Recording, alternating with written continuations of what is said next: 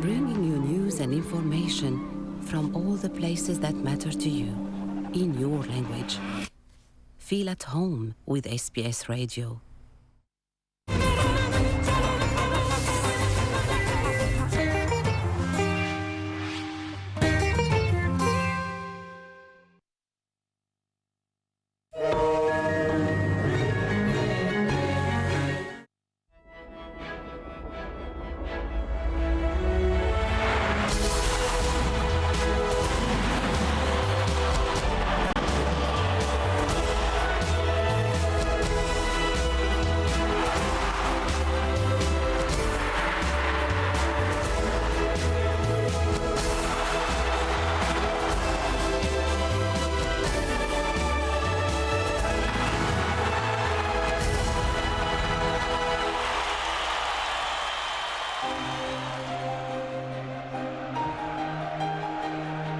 Steeped in history and tradition. The oldest football competition in the world.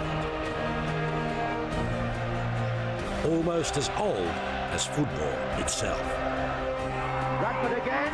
Oh, what a goal! What a goal! Radford the scorer. Ronnie Radford. And the crowd are invading the pitch. Now he can find Villa. The FA Cup conjures up memories which last an eternity. Going all the way. And Villa! 3-2 to Tottenham. Fantastic start. Roberto Di Matteo. And Gerrard. Oh, goodness me. From the Wanderers to Chelsea. And all those in between. Matthews to Mourinho. Just two of the famous names immortalised since 1872. Liverpool have turned it round. The boy is a genius.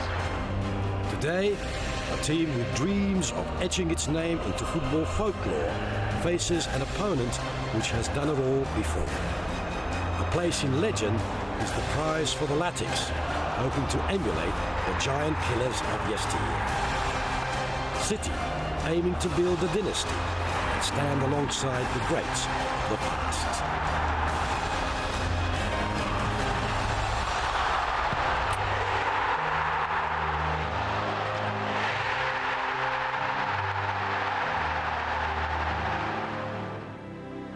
The hallowed turf of Wembley Stadium, the venue as Manchester City and Wigan vie for the oldest trophy in world football, the FA Cup.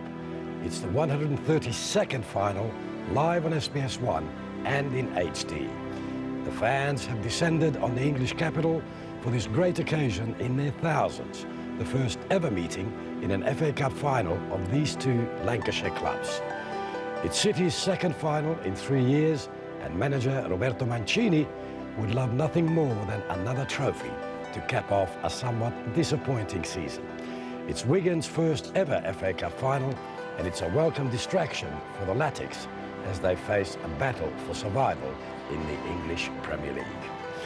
And welcome to the 2013 FA Cup final, the first of 6 major European finals you'll be able to see right here on SBS. With me to analyse, predict and dissect today's match, 3 of SBS's finest, Craig Foster, David Julich and Francis Awaratifi. Welcome, gentlemen. I hope you're feeling better than my voice is feeling right about now. But we'll battle through. Franny, this is a match which is without peer when it comes to the history, the tradition and the meaning around it. It's remarkable that the first FA Cup final was played in 1872 and it still retains this status. Yeah, look, I mean, the FA Cup final, along with, obviously, in England, with winning the league, is the showpiece of the game over there, and it's pretty unique, as you know yourself, in terms of the competition around the world. Amateurs and even semi-professional teams start off in this competition, and then they get to play against the pros. I know myself, I experienced the experience and the joy and the honour of being in a non-league side, playing against a league team and knocking them off. So it's the result. We beat a couple of league sides actually. Yeah, in a run when I was at Sutton United. So it's a massive competition. So it is. Yeah. And Zdrilla, one of the magics of it is that even this is a real David versus Goliath game, but it's never one-sided, is it? The FA Cup final, very rarely. No, and this is the one competition that you really get a lot of the lower division teams playing against the higher teams and winning. Many times you've seen it, and I think that's the beauty of this competition.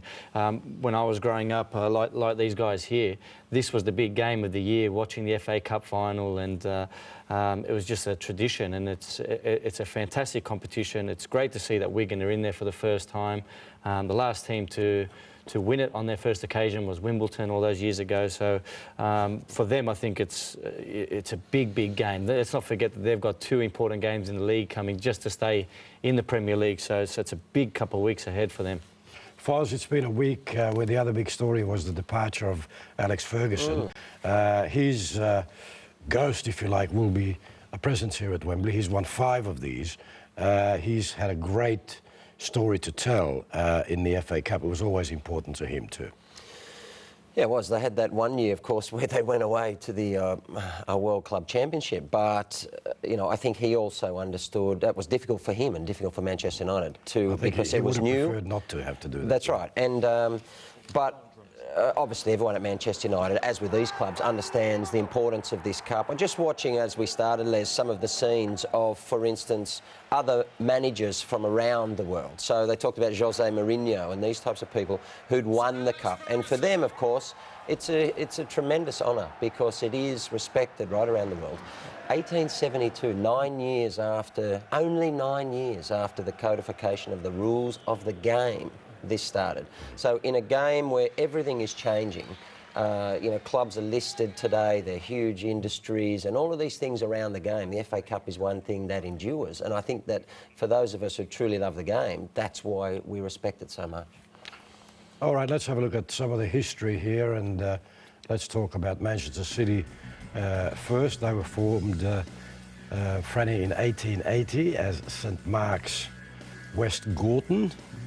And they've won just 3 league championships, but FA Cup winners 5 times. And then we have a look at Wigan.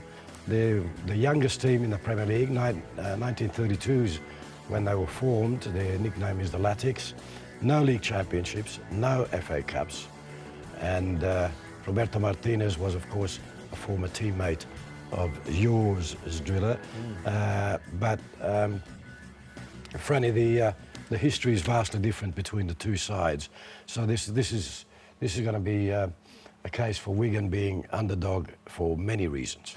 Yeah, I mean, look, when we look at the FA Cup, certainly in the Premier, in the area of the Premier League, the big clubs have dominated the FA Cup. I think when you look at the teams that have won it, even up until recent times where Portsmouth played Cardiff a few years ago where they won it, Cardiff were a championship side. So it really, I mean, Portsmouth not a massive name. And just to take you back to Manchester City as well, we talk about the power of the game.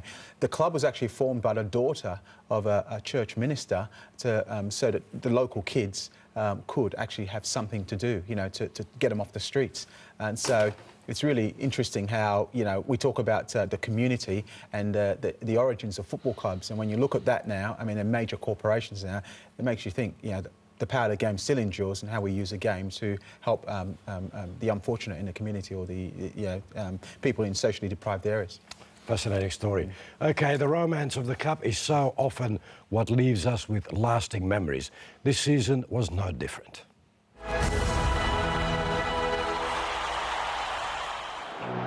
It's been another exhilarating season in the world's oldest cup competition.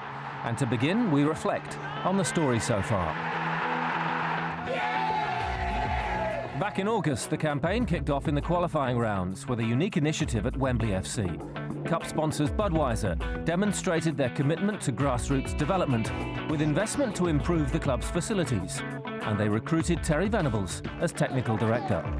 Ray Parlour and Graham Lasso came out of retirement to play in the extra preliminary tie. But another famous name made the first impression. Look at this, Claudio Caniggia, and he has done it! Sadly, the run ended abruptly for Wembley as they were soundly beaten 5-0 by Uxbridge. South Park did progress to the final qualifying round and hoped to rob London's Metropolitan Police of a place in the first round proper. But a 3-0 win sent the Met through for the first time in 20 years.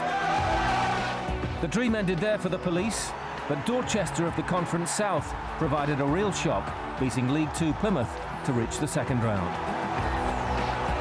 The highlight of which came on an emotional day in Milton Keynes. After 10 years of acrimony, MK Dons and AFC Wimbledon met for the first time since both clubs' controversial formation. Stephen Gleeson's stunning strike gave the hosts the lead on the stroke of half-time.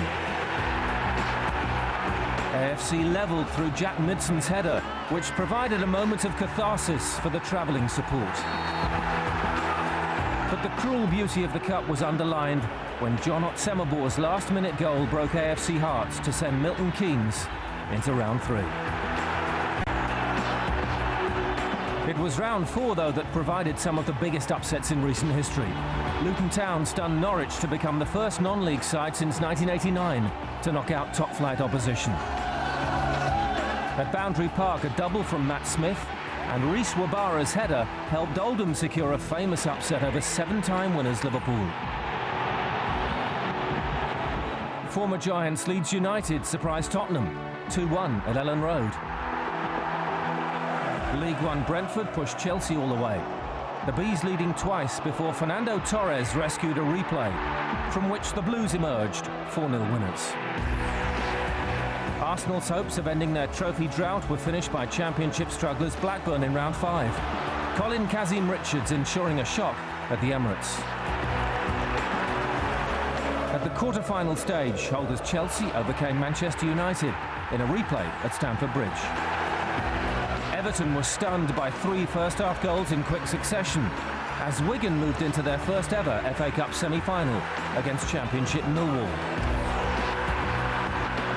Sean Maloney put Roberto Martinez's side 1-0 up at Wembley before Callum McManaman sealed their place in the final against either Chelsea or Manchester City. And the following day it was the deposed Premier League champions who progressed with a 2-1 win. Chelsea's first FA Cup defeat at the new Wembley. City's second final in 3 years. The story so far in this season's FA Cup. Up next, we cross to Wembley to get the latest from our man on the ground, Martin Tyler. And then the panel runs the rule over Manchester City. See you soon.